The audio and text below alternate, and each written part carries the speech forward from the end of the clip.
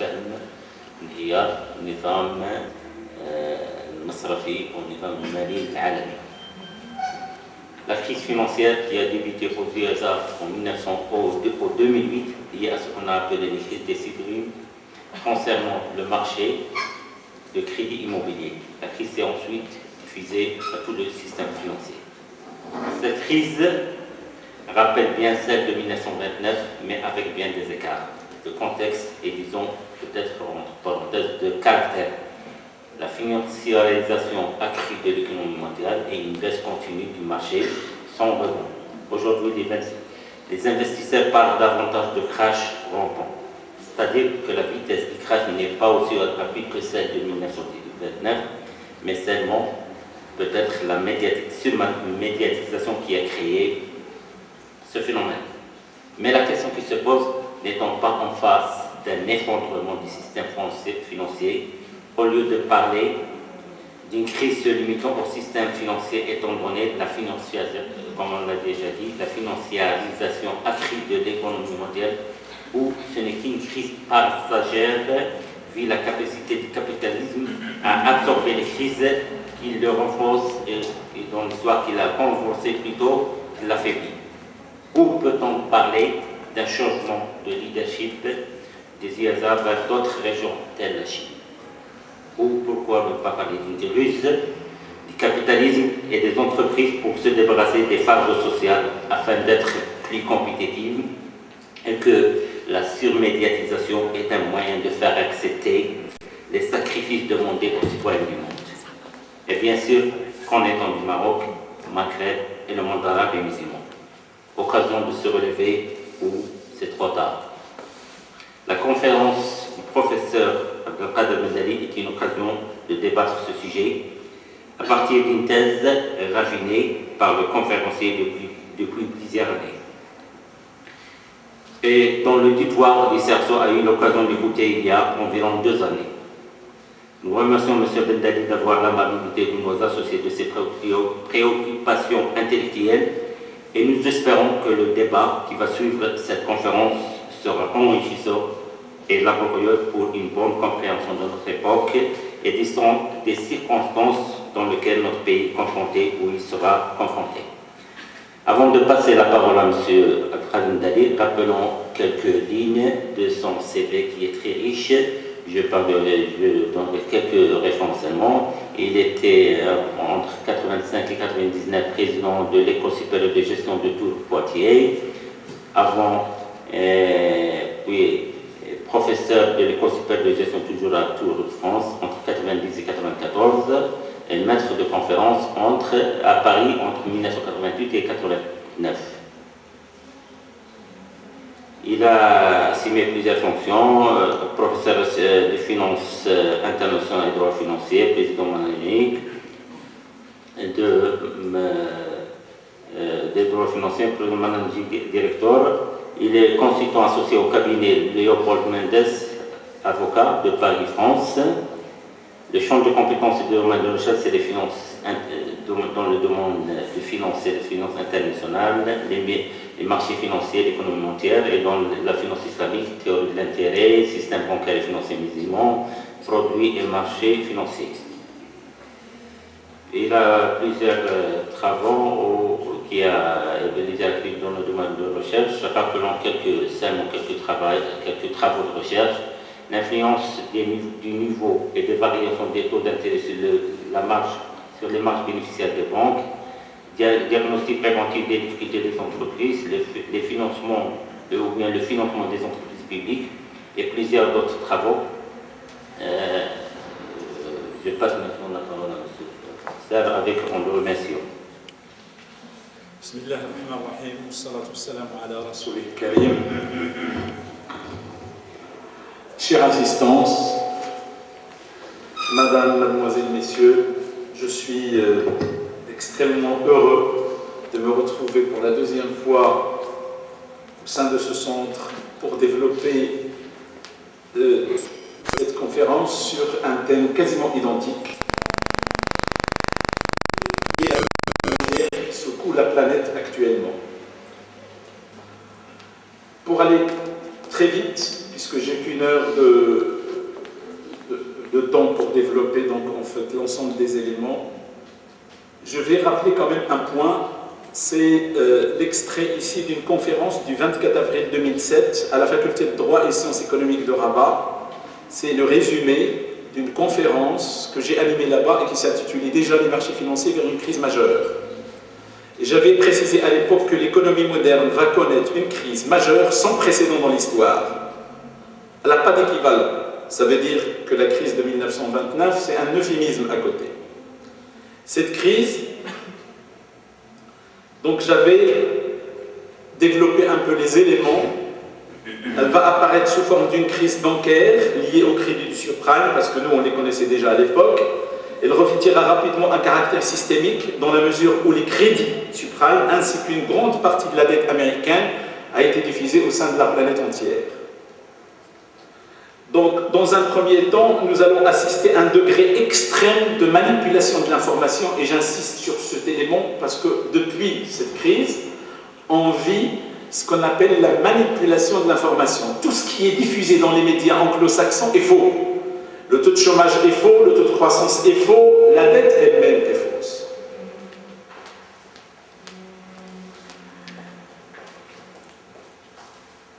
Donc, seulement dans cette crise, ça m'a rappelé l'histoire du Titanic. Vous savez, le fameux bateau qui a coulé, pendant que le Titanic prenait l'eau, c'est-à-dire le sous-sol prenait l'eau, le capitaine et l'équipage étaient en haut en disant aux gens « dansez, il n'y a aucun problème » parce qu'ils étaient en train de danser dans le dernier étage. C'est exactement ce qui se passe actuellement. C'est une crise, vous avez déjà peut-être entendu que la crise est déjà finie, on a vu les experts du FMI en 2009 dire que la crise est finie, et ainsi de suite. Je peux vous assurer que cette crise n'a pas d'équivalent dans l'histoire et elle va venir à bout. Et donc je l'avais indiqué à l'époque. Donc on va seulement dans cette crise à venir, ce ne sont pas des voyageurs qui vont se noyer, mais des banques entières, 700 actuellement aux États-Unis, des entreprises, des municipalités, c'est-à-dire des villes, il y a des villes qui ont déjà fait faillite, des banques centrales, la Banque centrale américaine a fait faillite en février 2011, et certains États, c'est-à-dire la faillite des États. Ça, c'était le thème de la conférence du 24 avril 2007, que j'ai animée d'ailleurs à Oujda en février 2007, et en France en décembre 2006. À l'époque, en fait, on me prenait pour un illuminé. Dire qu'une banque centrale va faire faillite, c'est une impossibilité mathématique. Or, c'est le cas. Alors, je vais quand même revenir au commencement, puisque le but de cette conférence, ce n'est pas de décrire la crise financière, mais de comprendre comment elle est arrivée. Et pour comprendre comment elle est arrivée, j'ai fait un dessin hier soir. Excusez-moi, je ne suis pas un très grand dessinateur. Et là, vous avez devant vous le dessin, en fait, de l'économie planétaire. Vous avez en vert la taille de l'économie réelle, c'est-à-dire les tomates, les patates, les téléviseurs, et ainsi de suite. Vous avez en jaune ce qu'on appelle le marché des devises, donc les initiés l'appellent le forex, la taille, et vous avez en rouge le marché des taux, c'est-à-dire le marché de la dette. Le marché des taux d'intérêt a une taille telle, on peut l'appeler tumeur, c'est une tumeur. Regardez sa taille, elle dépasse l'économie réelle, elle dépasse les marchés des devises. Vous comprenez maintenant pourquoi je suis certain que ni l'Europe, ni les États-Unis, ni le Japon, ni la Chine réunis ne peuvent battre cette chose, ce que j'ai appelé la chose. Le marché des taux. C'est un marché gigantesque où les transactions quotidiennes s'élèvent à 12 000 milliards de dollars par jour, pour vous donner une idée. Alors, comment ce marché est né? Ce marché est né parce qu'on a altéré les fonctions d'une unité de mesure. Vous savez que la monnaie, c'est une unité de compte, une unité de mesure. Alors, la valeur de la monnaie, pour être équitable, il faut qu'elle soit stable. Comme les mesures de longueur, le mètre, le kilo, et ainsi de suite. Imaginez maintenant que le mètre, le litre, le watt on s'amuse à rajouter une quantité en permanence, c'est-à-dire 10%, 5%, etc., etc. Le mètre de 1970 serait des kilomètres aujourd'hui. On ne peut pas mesurer. Mais pour la monnaie, on a instauré ce qu'on appelle le taux d'intérêt qui rémunère, soi-disant, cet argent. Et donc, cette masse a commencé à gonfler. Donc, la première erreur, c'est les taux d'intérêt qui ont permis à cette masse monétaire de gonfler de façon incontrôlée. Alors, nous avons forcément passé à un stade, la privatisation de la monnaie. C'est quoi la privatisation de la monnaie? La monnaie, c'est un bien public, c'est-à-dire le billet, le dirham. Tout le monde a confiance dans le dirham. Pourquoi? Parce que c'est un billet qui a la garantie de l'État, il est imprimé par l'État. Or, c'est là où l'erreur qu'on commet tout le monde, c'est que le dirham n'est pas imprimé par l'État, il n'est pas créé par l'État. La privatisation de la monnaie, c'est qu'on a permis à des banques commerciales qui n'ont rien à voir avec la banque centrale, de créer de la monnaie. Si je vous pose la question aujourd'hui, qui crée de la monnaie? C'est la Banque du Maroc? Pas du tout. C'est la Banque Populaire, c'est Wafa Bank, c'est... Comment ils créent la monnaie? Tout simplement, le directeur décide de donner à X un prêt de 1 million de francs, 1 million de dirhams. Et le million de dirhams se trouve dans la nature, c'est grâce à la création de cette banque. Donc, le banquier appelle bien sûr la banque centrale pour les billets, et dans le bilan, il a une ligne qui s'appelle crédit. Donc, ce système, la privatisation de la monnaie et le taux d'intérêt qui est lié à cette monnaie, une unité de mesure qui va gonfler, vont générer un système qui fait qu'il sera en combat permanent avec le système réel, mais comme il va le battre, il va se déplacer pour créer son propre monde à lui, c'est-à-dire un marché à lui, qui est le marché des taux. Et regardez la taille, je vous avais donné tout à l'heure, cette taille, vous pouvez la comprendre très rapidement, puisque un taux d'intérêt, par exemple, de 10% sur une somme donnée, et multiplie la nominale, c'est-à-dire la somme totale, tous les 7 ans et demi à peu près.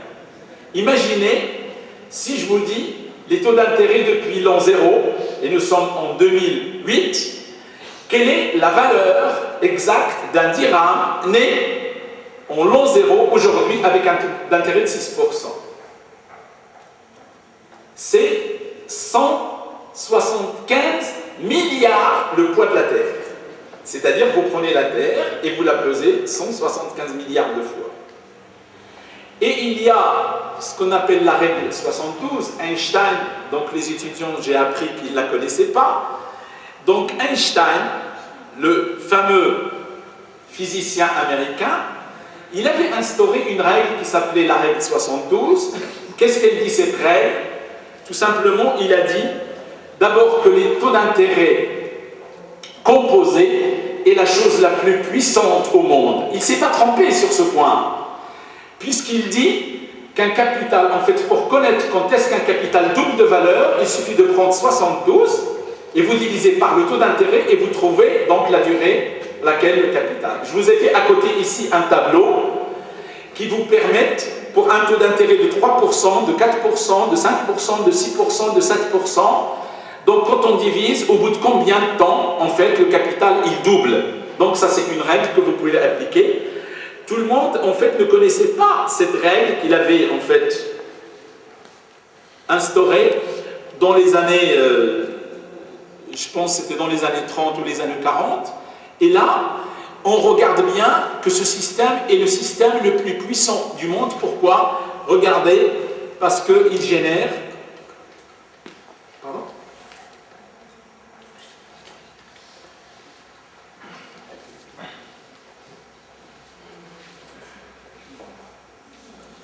Donc là, vous n'avez pas le commentaire en bas, mais je vais essayer de le déposer. Regardez ce que se génère, ce système.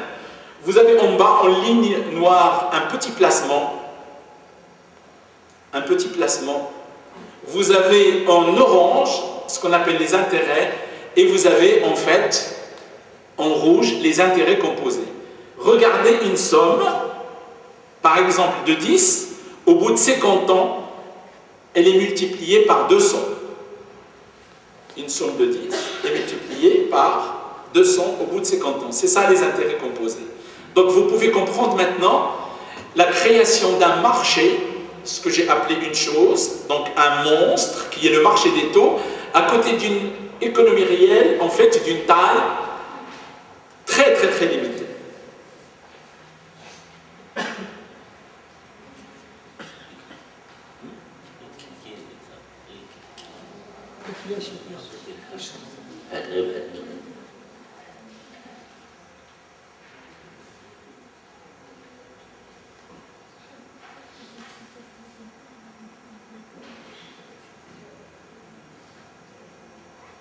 Donc, j'ai parlé de la privatisation de la monnaie,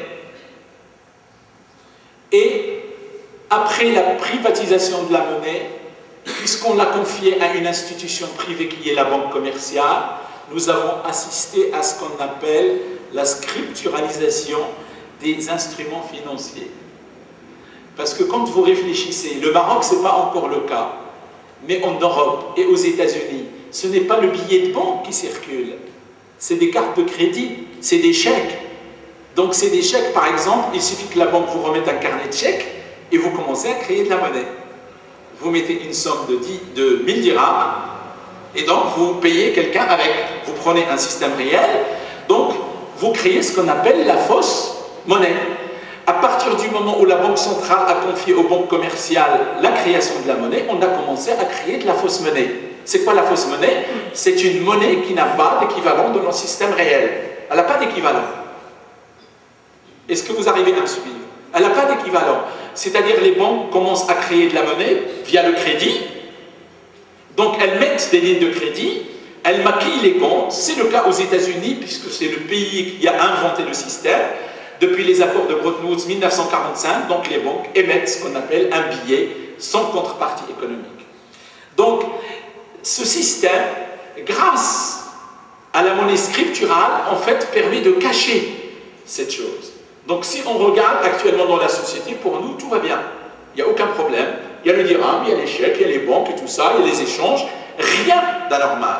Mais à côté, il y a une tumeur qui est invisible. Elle est invisible parce qu'elle est scripturale. Donc, qu'est-ce qu'elle va entraîner, cette tumeur? On va reconnaître un système où il y a plus de monnaie qui naît que de monnaie qui meurt. On va créer les billets. Plus de dirhams. Imaginez le mètre carré, ici à Oujda, dans un quartier quelconque. En 1970, c'était peut-être 1 dirham le mètre carré. Aujourd'hui, il vaut 10 000. Le dirham a été multiplié par 10 000. Est-ce que le mètre, il a été multiplié par 10 000? Le mètre, il est resté juste le mètre. Exactement la même chose. Mais le prix, il est multiplié par 10 000.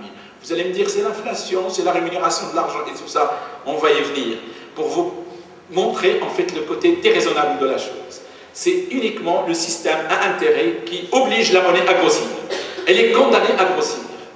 Donc, quand elle grossit, elle va créer en fait un marché qui commence à digérer tout, y compris les humains. Donc, on a plus de monnaie qui naît que de monnaie qui meurt. Le kilo de tomate, quand il est produit, il est détruit. Mais la monnaie, elle, non. Par exemple, un billet qui est 10 billets qui sont produits, peut-être un qui est détruit. Et la destruction, elle a deux formes. C'est bien sûr le billet, il est usagé, mais on le remplace. Mais je parle de la destruction, c'est-à-dire quand la banque vous donne un prêt et vous remboursez la banque, et la banque prend l'argent et le met dans ses coffres pour le remettre à la banque centrale. Donc la destruction de la monnaie, elle est très limitée. On crée de la monnaie et on en détruit très peu.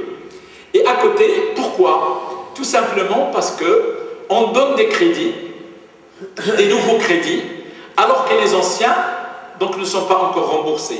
Il y a une règle aussi de ce marché, il y a plus de crédits autorisés que de crédits remboursés.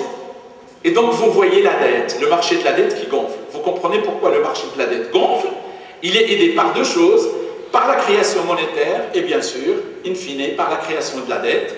Et vous avez un marché qui gonfle et qui ne s'arrête pas. C'est-à-dire, il a ce qu'on appelle une croissance exponentielle. Une croissance exponentielle. Donc, ce système, qu'est-ce qu'il entraîne? il entraîne ce qu'on appelle la circulation monétaire bloquée. L'argent ne circule plus. Vous comprenez? Il circule contre les mains de quelques-uns qui vont s'enrichir, et puis voilà. Alors, si le marché si la monnaie est un moyen d'échange, tout argent thésaurisé, en fait, interrompt le processus d'échange. J'ai pris ici un exemple. Imaginez un billet de 200 dirhams. Combien vous pouvez créer de richesse avec un seul billet de 200 dirhams? À condition qu'il circule, là j'ai donné l'exemple, 10 fois dans le mois. Imaginez que vous prenez un billet de 200 dirhams et vous faites sadaqa. Mais vous exigez de la personne d'aller acheter immédiatement les 200 dirhams. Et la personne chez laquelle il achète, vous exigez qu'elle dépense exactement les 200 dirhams. En 10 mois, le billet il a circulé 10 fois. Et en une année, il va créer 24 000 dirhams de richesse. Un seul billet. C'est l'inverse. Donc le système empêche la circulation de la monnaie. La monnaie, il y en a beaucoup, mais elle circule très peu. Je peux vous donner des indications sur le Maroc tout à l'heure. Donc on a dit la circulation de la monnaie elle est bloquée, mais le problème c'est le coût de tout ce que vous achetez, les intérêts interviennent pour 40% dans les prix d'achat. C'est-à-dire chacun d'entre nous, quand il achète une bouteille d'eau, il paye 40% de riba. Obligé, condamné. Tout ce qu'on achète, le mouton, 40% de riba. La voiture, 40%. Même si vous ne prenez pas de prêt, attention, c'est-à-dire le prix, il est gonflé de 40%. À cause de quoi? À cause de système d'intérêt. Je vous démontrerai tout à l'heure comment on obtient cette règle de 40%. Donc, ce système d'intérêt, qu'est-ce qu'il va générer dans la société? Il va générer deux choses, le stress et l'avidité. Les gens vont être malades parce qu'ils vont courir derrière le temps. Quand il a une dette, à la fin du mois, il faut qu'il paie. Et on prend l'exemple de quelqu'un qui n'avait pas de dette, mais il s'est endetté pour un téléviseur ou il s'est endetté pour une voiture. D'habitude, il travaillait 8 heures dans la journée. Il est obligé de devenir veilleur de nuit pour pouvoir payer le prêt. Il devient en fait, en quelque sorte, l'esclave de la dette. Et cette dette a remis toute la planète à l'état d'esclavage. Nous sommes tous, quelque part, les esclaves de ce système, à des degrés différents. Donc, regardez ce que génère au niveau d'un pays, et ça, je vous ai fait à peu près les calculs au niveau mondial, vous avez 97% des richesses mondiales, d'accord, détenues par 3% de la population. Et vous avez 97% de la population qui n'a quasiment rien. Donc, concentration des richesses entre un pourcentage très limité. Alors, cette concentration entraîne le modèle que vous voyez ici. La courbe verte, c'est une croissance dite naturelle. C'est comme ça que croient les gens. Prenez un être humain, quand il a l'âge 0, il est né, il va grossir très vite pour atteindre en fait sa taille normale à l'âge de 18 ans. Mais à l'âge de 18 ans, il ne grandit plus. Et il ne grossit plus, sauf bien sûr défaillance s'il mange trop. Ça veut dire qu'il va maintenir toute sa vie une taille et un poids normal. Regardez, c'est linéaire. C'est ce qu'on appelle la croissance naturelle. Mais le système à intérêt, lui, il a cette courbe rouge, c'est ça la croissance exponentielle. Rappelez-vous tout à l'heure, la règle des 70, c'est-à-dire tous les 5 ans par exemple, il est obligé de doubler de taille, jusqu'à ce qu'il explose. Donc le système exponentiel, c'est le système à intérêt auquel vous avez assisté et il a porté ses limites. Maintenant, il est à la fin, c'est-à-dire il a détruit des nations. L'esclavage de l'Afrique, la colonisation de l'Afrique, la famine de l'Afrique. Il a en fait détruit toutes les ressources presque naturelles et il les a exploitées à outrance. Et maintenant, on arrive presque vers la fin, parce qu'une croissance exponentielle, vous le savez très bien, elle doit exploser à la fin. Donc, elle ne peut pas aller au-delà. Donc, regardez, tout à l'heure, je vous avais dit que les richesses se sont concentrées concentré entre 3% de la population. Si vous prenez le cas du Maroc, c'est le cas. 3% de la population a toutes les richesses du Maroc et 97%, ils n'ont rien. Ce système entraîne la chose suivante. Regardez combien nous sommes. Nous sommes 90% de la population à travailler pour les détenteurs de l'intérêt. Ça veut dire que seuls 10% de la population profitent des intérêts générés par le capital. Et le reste, ils sont les esclaves, ils ont un déficit, ils sont obligés de payer les intérêts pour permettre à cette masse, en fait, de nourrir. Donc ce tableau, on l'a vu, la règle. Donc on a créé ce qu'on appelle la chose, de l'argent qui pousse. L'argent qui pousse. Maintenant, avant, vous avez besoin d'un dirham pour acheter 1 mètre carré pour construire votre maison. Maintenant, vous avez besoin de 10 000. Bientôt, il vous faut une brouette pour aller acheter, en fait, un terrain. C'est l'inflation qu'a connue l'Allemagne dans les années 20, et vous avez vu ce qu'elle a donné comme résultat. Donc, le système à intérêt, on a dit, il conduit au stress, il conduit à l'esclavage, mais il conduit aussi à ce qu'on appelle une catastrophe écologique, c'est-à-dire l'exploitation à outrance. En fait, pourquoi? Parce que nous avons un modèle de croissance qui est financé par la dette. Et regardez l'aberration à laquelle on a abouti actuellement.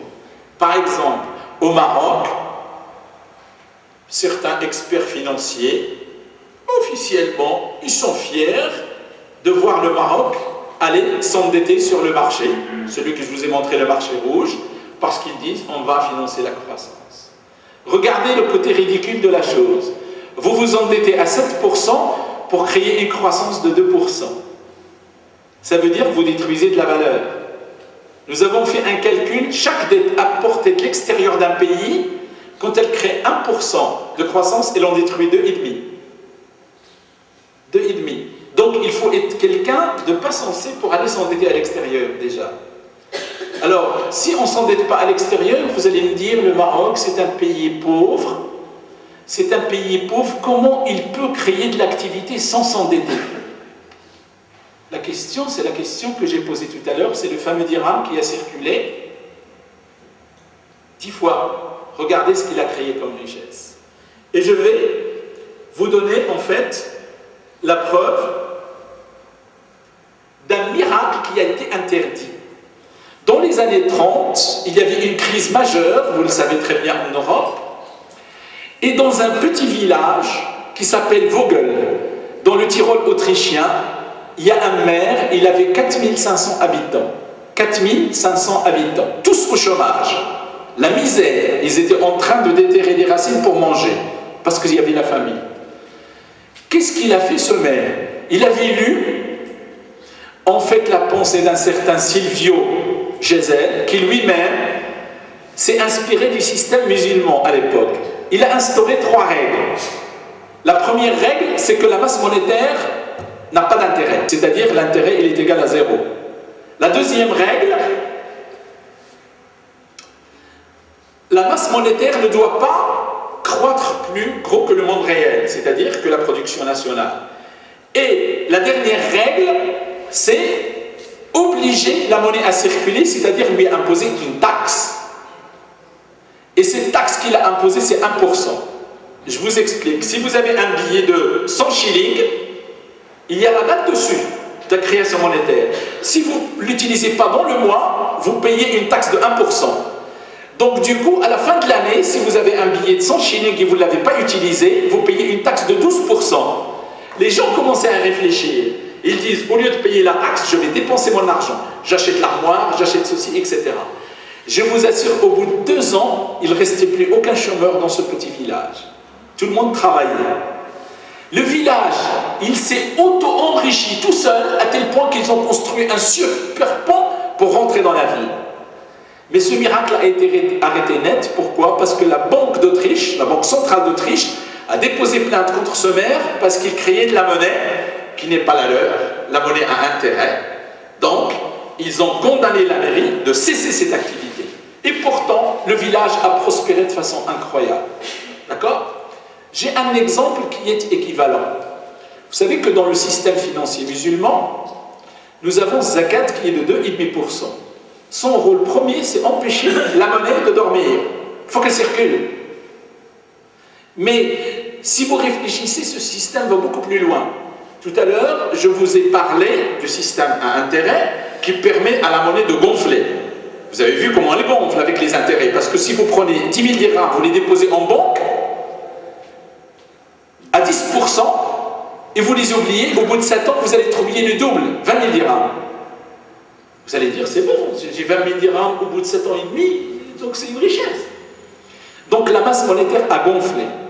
Le système musulman, lui, c'est tout le contraire. Il a créé ce qu'on appelle la monnaie fondante, c'est-à-dire la monnaie diminue.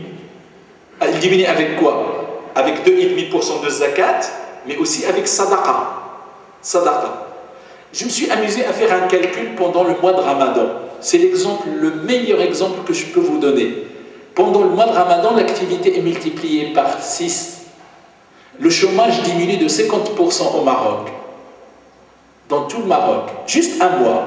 Chômage diminue de 50%, activité multipliée par 10. Le secret, c'est quoi? Et pourtant, le mois de Ramadan, c'est le mois où on jeûne, on ne dépense pas. C'est-à-dire, on est censé ne pas dépenser. Quelle est la raison fondamentale qui fait que l'activité du Maroc prospère? Allez demander à un commerçant combien il réalise de chiffre d'affaires dans son magasin.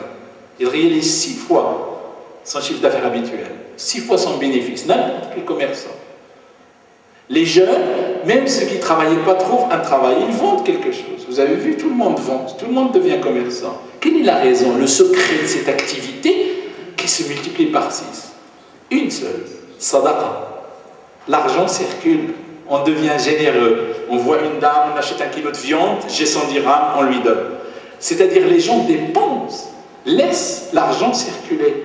Et regardez ce que ça génère pendant le mois de Ramadan, c'est juste un petit exemple qui mérite d'ailleurs d'être étudié dans le domaine de la recherche en matière financière. Donc, le miracle que vous avez vu, il a été stoppé net parce qu'en fait, il n'est pas conforme au système qui a été mis au lendemain de la Deuxième Guerre mondiale, c'est-à-dire le système mis en place par les Américains. Donc, en résumé, la tumeur que connaît la finance mondiale, elle a une seule raison, c'est les taux d'intérêt qui entraînent la dette, qui entraînent une création monétaire, qui crée la fausse monnaie. Donc, au sein du système actuellement, il y a des milliers de milliards qui n'ont pas d'équivalent dans le monde réel. Ça veut dire qu'il faut qu'il soit détruit. D'accord? Ça, c'est le premier constat. Le deuxième constat, ce marché, comment il a pu se développer pour acquérir cette taille?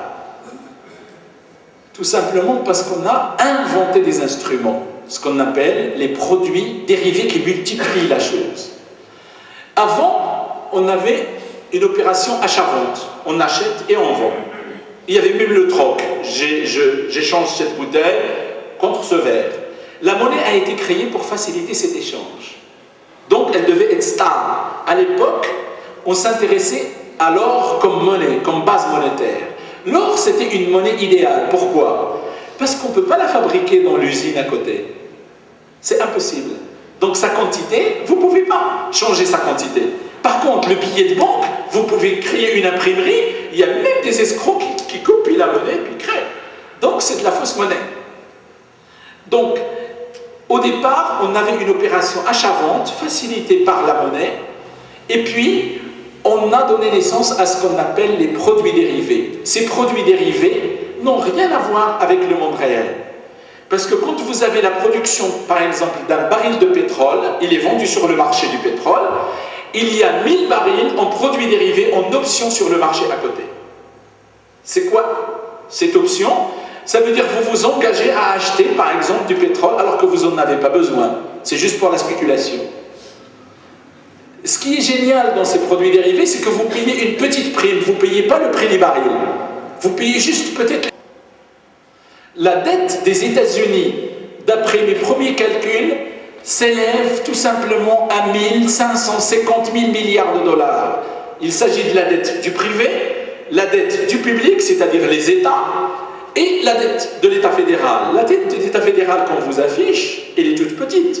Mais la dette des États, les États, ils sont endettés. La Californie est endettée. Le Wyoming est endetté, ils vont faire faillite. Mais le privé, la dette du privé, elle est gigantesque. elle est énorme. Donc tous les chiffres qu'on vous avance, côté chômage, par exemple, on vous dit qu'aux États-Unis, il y a 9% de chômeurs. C'est un chiffre faux. Et vous pouvez vous-même, d'après l'actualité, analyser que c'est faux. On vous annonce simultanément que 18% de la population adulte des États-Unis mange la soupe populaire, c'est-à-dire qu'ils ne travaillent pas. Alors quand on vous annonce un taux de chômage de 9% et 18% qui mangent dans la soupe populaire, il y a quand même une contradiction, d'accord? Le taux de chômage aux États-Unis actuellement, il est de 25%. Et le taux d'inflation, il est autour de 18%.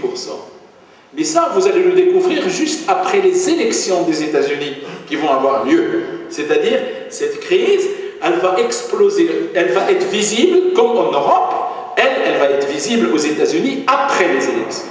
Parce qu'on fait tout. Le monde anglo-saxon, c'est-à-dire l'Angleterre, qui est dans un état lamentable. Sa dette est 10 fois supérieure aux pays européens. Mais elle cache avec ce qu'on appelle ces fameux produits dérivés, puisqu'ils sont fabriqués à Londres et commercialisés aux États-Unis. D'ailleurs, vous avez vu dans les dernières réunions, la Grande-Bretagne n'a pas voulu que les Européens mettent leur nez dans les comptes de la Grande-Bretagne, parce qu'ils sont tous faux. Elle avance une dette qui est égale à 100% de son PIB, ce n'est pas la réalité. Rien que pour le sauvetage des banques anglaises pendant la crise de 2008, elle a dû multiplier sa dette par 3. Donc, vous voyez que ce marché, il a une taille telle que la capacité financière de l'Europe, plus celle de la Grande-Bretagne, plus celle des États-Unis, plus celle de la Chine, ne peut pas faire face à cette tumeur. Parce que l'argent qui est disponible ne peut pas effacer les dettes qui existent. C'est une impossibilité mathématique. Donc, on va parler d'effondrement. Donc, le système est condamné par un effondrement généralisé. Et cet effondrement aura des conséquences au niveau mondial. Il a commencé à avoir des conséquences sur le monde arabe, sur l'Égypte, Syrie, etc. Indirectement, ce n'est pas visible, mais ça, c'est les conséquences de cette fameuse crise qui a démarré, puisque ces événements ont démarré après cette crise, pas avant. Alors, regardez, je vous ai donné ici un graphique qui vous permettent de comparer la dette de la Grèce, la pauvre Grèce, qui est l'origine du malheur du monde, et la dette en fait américaine. La dette américaine, elle est en rouge. La dette de la Grèce, elle est en bleu, en pourcentage. Et regardez, pourtant, les Américains, ils disent, nous sommes en bonne situation, et c'est la Grèce qui a des problèmes. Pourquoi? Parce que c'est une banque américaine qui a réglé la dette de la Grèce. La pauvre Grèce, elle avait une situation très saine économiquement au départ. Mais une banque américaine est venue voir les Grecs pour rentrer au sein de la communauté économique européenne. Ils leur ont dit, on va vous faire un bilan et on va vous créer des recettes. Vous n'avez pas de recettes dans le bilan, il vous faut par exemple 10 milliards, 20 milliards, on va les créer. Qu'est-ce qu'ils ont fait? Ils ont créé les fameux produits dérivés sur les recettes futures de la Grèce. Recettes touristiques, recettes commerciales, recettes industrielles. Ils ont vendu la Grèce pendant 20 ans, les 20 ans à venir. Ils ont ramassé l'argent, ils ont pris au passage une commission de 10 milliards de dollars et ils ont laissé la Grèce en face d'une dette gigantesque qu'elle ne peut pas payer avec ses recettes. Vous avez compris? Par exemple, si quelqu'un parmi vous, il a un salaire de 10 000 dirhams tous les mois, je viens le voir tout de suite, je lui dis, je vous donne, allez, 100 briques, 100 millions, et vous me vendez votre salaire, c'est moi qui le touche. Il va dépenser les 100 millions, la Grèce les a dépensés dans des ponts pour les Jeux Olympiques et tout ça, et à la fin du mois, quand il va régler son loyer, les enfants, les trucs comme ça, il va découvrir qu'il a un problème. Donc c'est ce qui est arrivé à la Grèce. Et ça, c'est une banque qui s'appelle Goldman Sachs qui a réglé cette dette pour la Grèce. Et en même temps, elle jouait contre elle dans le marché, comme quoi la Grèce va faire défaut. Donc, les Américains ont déplacé leur tumeur gigantesque au sein de l'Europe. Et croyez-moi, la situation de l'Europe, c'est-à-dire l'Allemagne, la France, l'Italie et tout ça, elle est 1000 fois plus saine que celle des États-Unis et de la Grande-Bretagne. Mais ça, vous allez les découvrir, je pense, sans aucun problème, dans l'année 2012 qui arrive, donc juste après les élections. Donc ici, regardez maintenant au niveau mondial ce qui est en train de se passer. Les États-Unis d'Amérique, depuis les accords de